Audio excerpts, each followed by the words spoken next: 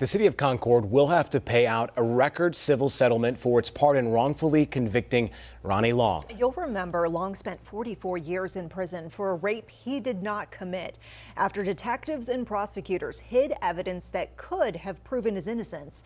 Our cameras were there the day he was released from prison. Now he just won a $25 million settlement. The city also issuing the 68-year-old a formal apology. WCNC Charlotte's Michelle Bowden has been following this story since the beginning and has the very latest, all new at 11.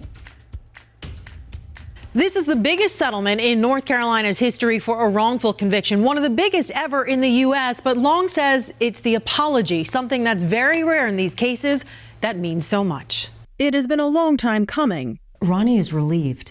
He is relieved that finally there is a public recognition and an apology of what was done to him and his family. Ronnie Long was just 20 years old and living in Concord when, as a young black man, he was accused of raping a prominent white woman.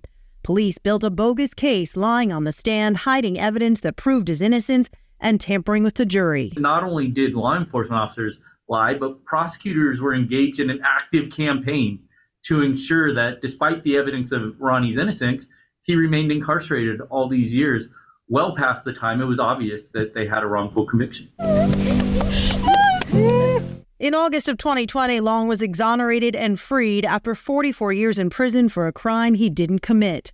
The governor pardoned him and the state compensated him just $750,000. He told us then it wasn't nearly enough. North Carolina intentionally put me in the penitentiary. And you tell me still $150,000? It worth 44 years of my life?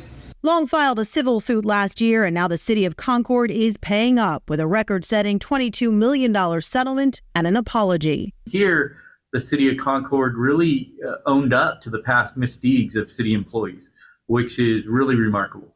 I don't know of any other case where a municipality has issued such an apology as part of a civil settlement.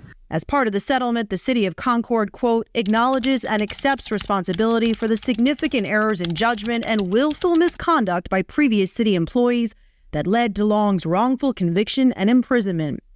The State Bureau of Investigation is also paying out $3 million, making the $25 million settlement the biggest in North Carolina's history for a wrongful conviction. I think the message it sends is that both the city and the State Bureau of Investigation recognized that there was significant harm done here. And although money can't fix it, I think symbolically, when it's a large number like this one, I think that sends an equal message of apology. Does the number sort of indicate how egregious the case was? I think it's a big indicator of how egregious this case was. We're told Long should actually have a check in hand this week. We've spoken with him and his family. They are relieved, and we hope to sit down with them on camera in the coming weeks. Back to you.